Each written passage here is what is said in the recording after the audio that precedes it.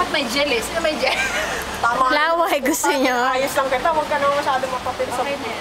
Laway gusto nyo. Fresh na fresh ka na. Ito, kaninong supply mo? Ay, suklay to? Linisin mo naman yan, kakadiri. Ay, buo pala po. Ilan diamante mo talaga?